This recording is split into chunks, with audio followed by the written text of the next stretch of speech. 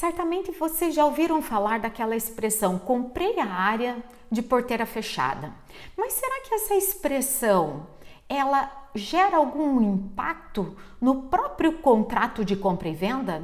Será que essa expressão vai influenciar caso aquela área, aquela fazenda comprada tenha de fato e na verdade uma metragem maior ou menor daquela que constava na matrícula do imóvel?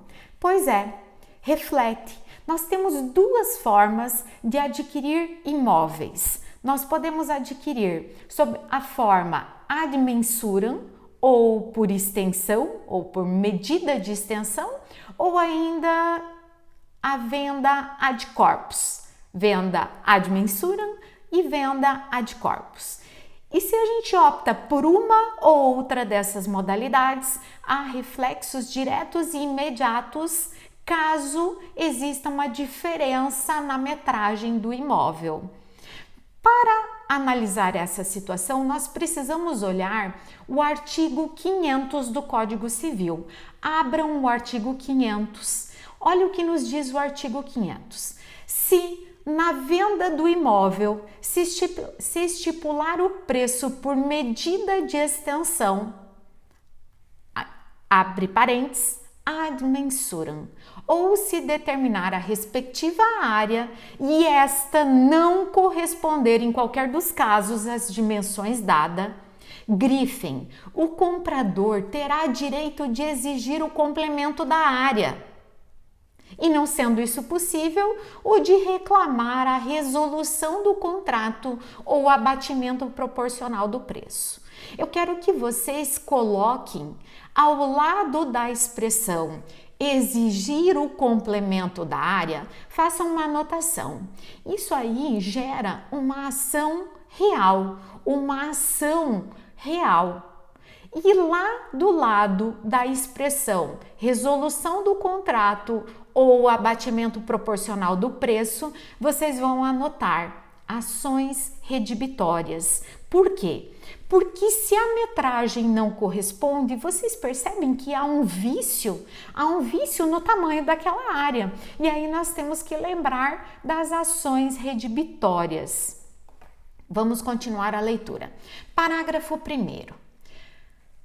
Antes disso, nós temos que pensar que não é qualquer diferença na área que fazem surgir essas ações. Se for uma diferença muito pequena, não dá margem à discussão, mas se a diferença for significativa, há margem, tá? E lembrando que esse artigo, o caput desse artigo está falando da venda por extensão, da venda ad mensurem, daquela venda em que eu estou vendendo um alqueire por um determinado valor ou um metro quadrado por um determinado valor. Eu não estou falando aqui da venda de porteira fechada ou da venda ad corpus. Tudo bem?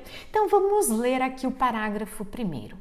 Presume-se que a referência às dimensões foi simplesmente enunciativa quando a diferença encontrada não exceder 1/20. 1/20, anotem, é igual a 5%. 1/20 ou 5% da área total enunciada, ressalvando ao comprador o direito de provar que em tais circunstâncias não teria realizado o negócio. Então o parágrafo 1º ele diz o seguinte: olha, senhor comprador, se a diferença da área comprada por medida de extensão for menor do que 5%, você não vai ter direito a usar aquelas ações para complementar a área ou para resolver o contrato ou ainda para bater o preço, porque isso é muito pequeno e o judiciário não pode se ocupar de uma situação tão pequena assim, a não ser, obviamente, que você prove que se você soubesse que aquela área tinha uma metragem menor, mesmo que minimamente menor, você não teria comprado. Portanto, exige uma prova. Prof, e quando que eu posso provar isso? a depender de por exemplo, eu compro uma determinada área para um processo licitatório e esse processo licitatório exige uma metragem mínima de 5.000 metros quadrados. E quando eu compro a área, acreditando que tem 5.000 metros quadrados, entretanto, quando eu vou fazer o estudo topográfico, eu percebo que aquela área tem somente 4.750 metros quadrados. Vocês percebem que a diferença da área é menor do que 5%? Entretanto, impacta diretamente porque eu não preencho um requisito do edital de licitação. Então aqui é um caso que eu vou poder mover uma ação para resolver o contrato ou para complementar a área, porque não me interessa bater o preço, porque eu não preencho o requisito do edital licitatório. Tudo bem até aqui? Mas vamos avançar. Ainda falando da compra e venda por medida de extensão.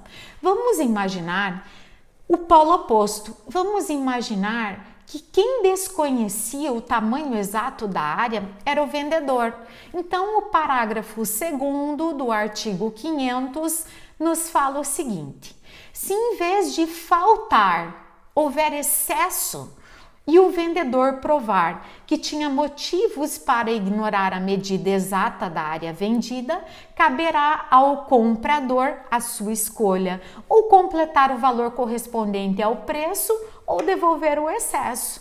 Então percebam que quando a área não corresponde exatamente àquilo que estava previsto na matrícula, nós temos alternativas tanto para o comprador quanto para o vendedor. E temos que estar atentos qual é a diferença. Se a diferença for acima de 5%, eu tenho direito a utilizar ações, tanto do campo real quanto do campo obrigacional. Parágrafo 3º nos diz o seguinte, parágrafo 3º do artigo 500. Não haverá complemento da área, nem devolução de excesso, se o imóvel vendido como coisa certa e discriminada, sendo apenas enunciativa a referência às suas dimensões, ainda que não conste de modo expresso que a venda tenha sido ad corpus. Então vamos imaginar aqui que há uma completa diferença quando eu compro uma área pela medida dela e quando eu compro uma área como uma coisa toda, como um corpo todo. Se eu compro por medida de extensão, eu posso me valer da ação real para complementar a área ou das ações redibitórias para resolver o contrato ou exigir o abatimento do preço. Mas se eu compro a fazenda como um todo e quando eu vou realizar o estudo topográfico ou o georreferenciamento e eu percebo que aquela área não corresponde exatamente àquilo que estava na matrícula, eu não posso nem exigir a devolução do preço, nem a complementação da área, porque a venda se deu ad corpus. Então é importante nós termos um cuidado quando nós formos assessorar o nosso cliente na elaboração do contrato, porque a depender da forma como a gente escreva, pode configurar uma venda ad corpus. E se houver diferença naquela área, eu não posso discutir mais. Mas se eu mensuro cada alqueire, se eu quantifico, se eu precifico o alqueire, deixo claro que ele está pagando X reais por alqueires, havendo diferença, eu posso lançar mão dessas ações. Portanto, cuidado como você descreve. Se a venda é da Fazenda São Gabriel, nesse caso, dá a entender que eu estou comprando a fazenda como um todo e que a metragem exata não interfere no preço, percebem? Mas se eu quantifico cada alqueire, se eu precifico cada alqueire, eu posso discutir se a metragem que eu encontro quando eu faço estudo topográfico da área não corresponde àquela área prevista na matrícula e, consequentemente, na escritura pública. Prof, Mas quanto tempo eu tenho para discutir essa diferença diária nesse contrato de compra e venda? O artigo 501, gente, ele é claro. Ele inicia falando decai. E se decai, significa que passado aquele prazo, não existe mais aquele direito. Então vamos ler o artigo. Decai do direito de propor as ações previstas no artigo 500 o vendedor ou o comprador que não o fizer no prazo de 1 ano a contar do registro do título. Então, registrou o título. Eu, comprador, tenho que ser diligente e realizar o estudo topográfico daquela área o quanto antes, porque dentro desse prazo de 1 ano, claro, se a minha compra e venda for por medida de extensão, for ad mensuram, eu posso discutir se a área medida não corresponder exatamente à área prevista na matrícula. Portanto, cuidado se a compra e venda é por medida de extensão ou se é uma compra e venda ad corpus. Tudo bem até aqui?